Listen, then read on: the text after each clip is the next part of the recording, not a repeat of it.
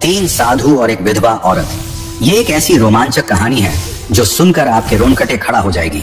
हिमाचल के एक सुदूर गांव में, जहां घने जंगल रहस्यों को अपने आगोश में छिपाए रखते थे, वहां एक छोटा सा गांव बसा था, कालिकापुर।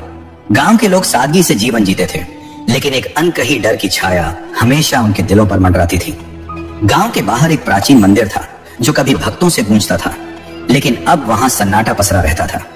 लोग कहते थे कि मंदिर में कोई अज्ञात शक्ति निवास करती है जो रात के समय जंगल में विचरती है। कालिकापुर में एक विधवा औरत रहती थी, सावित्री। सावित्री की उम्र लगभग 35 वर्ष थी और वह अपनी छोटी सी झोपड़ी में अकेली रहती थी। उसका पति 5 साल पहले एक रहस्यमयी तरीके से जंगल में गायब हो गया था। गांव वाले उससे दूरी बनाए रखते थे क्योंकि कुछ का मानना था कि सावित्री के पति की गुमशुदगी के पीछे कोई शाप था। सावित्री चुपचाप अपनी जिंदगी जीती थी, लेकिन उसकी आंखों में एक गहरा दर्द और अनकहा रहस्य छिपा था। एक दिन गांव में 3 साधुओं का आगमन हुआ। ये साधु लंबे चौड़े, दाढ़ी मूंछों वाले और गेरुए वस्त्रों में लिपटे हुए थे। उनके चेहरों पर एक अजीब सी शांति थी, लेकिन उनकी आंखें कुछ और ही कहानी बयां करती थी। गांव वालों ने उन्हें मंदिर के पास एक पुरानी धर्मशाला में ठहरने की जगह दी। साधुओं के नाम थे स्वामी अग्निवेश, स्वामी निरंजन और स्वामी विद्या। तीनों साधु दिन में मंदिर में पूजा करते और रात में जंगल की ओर चले जाते। गांव वाले उनके इस व्यवहार से हैरान थे, लेकिन कोई सवाल करने की हिम्मत नहीं जुटा पाता था। एक शाम सावित्री जंगल से लकड़ियां इकट्ठा करके लौट रही थी। सूरज डूब चुका था और जंगल में अंधेरा गहराने लगा था। तभी उसे कुछ आवाजें सुनाई दी, किसी के मंत्र पढ़ने की आवाज। वह डरते डरते उस दिशा में बढ़ी। एक छोटी सी गुफा के पास तीनों साधु बैठे थे। उनके चारों ओर एक अजीब सा प्रकाश था। सावित्री ने देखा कि स्वामी अग्निवेश के हाथ में एक प्राचीन किताब थी जिसके पन्ने पीले पड़ चुके थे। स्वामी निरंजन एक त्रिशूल लिए हुए था और स्वामी विद्या के हाथ में एक माला थी जिसके दाने चमक रहे थे। सावित्री ने छिपकर उनकी बातें सुनने की कोशिश की। स्वामी अग्निवेश धीमी आवाज में कह रहा था, हमें वह रत्न चाहिए जो इस जंगल में कहीं छिपा है। बिना उसके हमारा मिशन अधूरा रहेगा। स्वामी निरंजन ने जवाब दिया, लेकिन हमें सावधान रहना होगा। गांव वाले को जानते हैं, खासकर वह विधवा। सावित्री का दिल जोर जोर से धड़कने लगा। वह समझ गई कि साधु उसकी बात कर रहे थे। वह चुपके से पीछे हटी, लेकिन उसका पैर एक सूखी टहनी पर पड़ गया और आवाज हुई। साधुओं ने तुरंत उस दिशा में देखा। स्वामी विद्या ने तेज आवाज में कहा, कौन है वहां? सावित्री भागने लगी, लेकिन स्वामी निरंजन की तेज नजरों ने उसे देख लिया।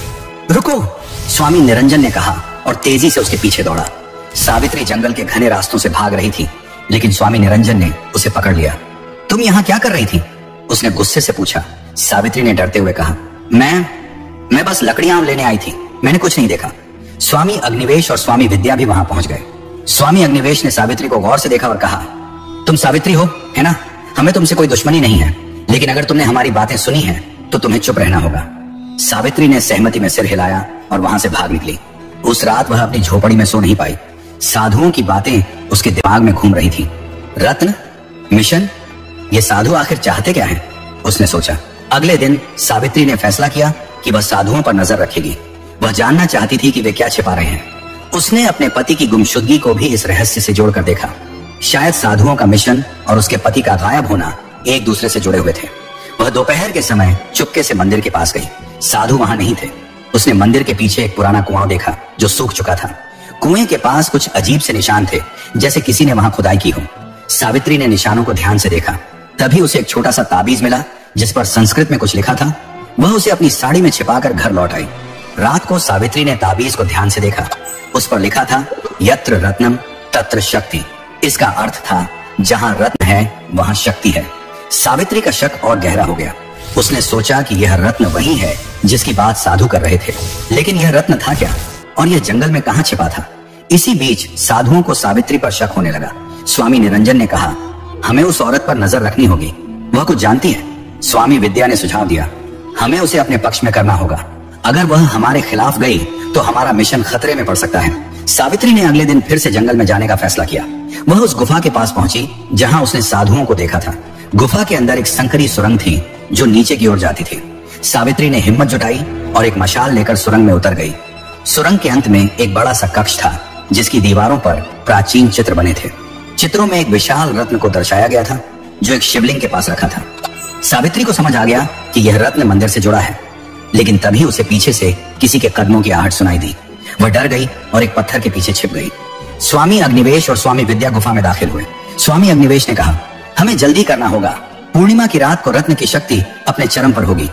सावित्री ने सुना कि साधु पूर्णिमा की रात को मंदिर में कोई अनुष्ठान करने वाले थे। वह चुपके से गुफा से निकल आई और गांव लौट गई। उसने फैसला किया कि वह गांव वालों को सच्चाई बताएगी, लेकिन उसे डर था कि कोई उसका यकीन नहीं करेगा। पूर्णिमा की रात आ गई। चांद की रोशनी में जंगल और मंदिर चमक रहे थे। सावित्री ने गांव के कुछ विश्वसनीय लोगों को साधुओं की योजना के बारे में बताया, लेकिन केवल एक बूढ़ा ज्योतिषी पंडित रामदास उसकी बात पर यकीन करने को तैयार हुआ। पंडित रामदास ने कहा, यह रत्न कोई साधारण रत्न नहीं है, यह कालिका रत्न है जो अनंत शक्ति का स्रोत है। अगर यह गलत हाथों में पड़ गया तो विनाश निश्चित है। सावित्री और पंडित रामदास मंदिर की ओर बढ़े। मंदिर के अंदर साधु एक बड़े अनुष्ठान की तैयारी कर रहे थे। उनके सामने एक शिवलिंग था और उसके पास एक चमकता हुआ रत्न रखा था। सावित्री ने देखा कि स्वामी निरंजन के हाथ में वही त्रिशूल था जिसे उसने गुफा में देखा था। पंडित रामदास ने सावित्री को इशारा किया कि वह रत्न को हटाने की कोशिश करे। सावित्री चुपके से शिवलिंग के पास पहुंची, लेकिन स्वामी विद्या ने उसे देख लिया। रुको, उसने चिल्लाया। साधुओं ने सावित्री को पकड़ लिया, लेकिन तभी पंडित रामदास ने मंत्र पढ़ना शुरू किया। उनके मंत्रों की शक्ति से साधु एक पल के लिए स्तब्ध हो गए। सावित्री ने मौका पाकर रत्न को उठा लिया और मंदिर से बाहर भागी। साधु उसके पीछे दौड़े। जंगल में एक रोमांचक पीछा शुरू हुआ। सावित्री ने रत्न को अपनी साड़ी में छिपाया और जंगल के गहरे हिस्से में भागती रही। जंगल के बीच एक प्राचीन वृक्ष के पास सावित्री रुक गई। उसने देखा कि रत्न की चमक बढ़ रही थी। तभी साधु वहां पहुंच गए। स्वामी अग्निवेश ने कहा, हमें वह रत्न दे दो सावित्री, यह तुम्हारी समझ से परे है। सावित्री ने हिम्मत से जवाब दिया, मैं जानती हूं कि यह रत्न क्या है। यह शक्ति का स्रोत है, लेकिन यह विनाश भी ला सकता है। मैं इसे तुम्हें नहीं दूंगी। तभी एक अजीब सी घटना हुई। रत्न की चमक इतनी तेज हो गई कि साधु पीछे हट गए। एक आकृति प्रकट हुई। यह सावित्री का पति था जो 5 साल पहले गायब हो गया था। उसने कहा, सावित्री, तुमने सही किया। यह रत्न मेरे पास था, लेकिन मैं इसे गलत हाथों में नहीं पड़ने देना चाहता था, इसलिए मैंने इसे जंगल में छिपा दिया और खुद गायब हो गया। सावित्री की आंखों में आंसू थे। उसने रत्न को अपने पति को सौंप दिया। तभी एक तेज रोशनी हुई और रत्न गायब हो गया। साधु हैरान रह गए। स्वामी अग्निवेश ने गुस्से से कहा, तुमने हमारा मिशन बर्बाद कर दिया। लेकिन स्वामी विद्या ने कहा, शायद यह रत्न किसी के पास नहीं होना चाहिए। सावित्री का पति उसे आखिरी बार मिला और कहा, मुझे अब जाना होगा सावित्री, तुमने साहस दिखाया। इसके बाद वह आकृति गायब हो गई। साधु गांव छोड़कर चले गए। गांव वालों ने सावित्री को एक नायिका की तरह सम्मान दिया। कालिकापुर में फिर से शांति लौट आई। सावित्री अब अकेली नहीं थी। उसके पास गांव वालों का प्यार और सम्मान था, लेकिन उसके दिल में एक सवाल हमेशा रहा, वह रत्न आखिर गया कहां? कहानी का अंत एक रहस्य के साथ हुआ जो कालिकापुर के जंगल में कहीं छिपा रहा। शायद वह रत्न फिर कभी किसी के सामने आए, या शायद वह हमेशा के लिए गायब हो गया। लेकिन सावित्री की हिम्मत और साहस की कहानी गांव में अमर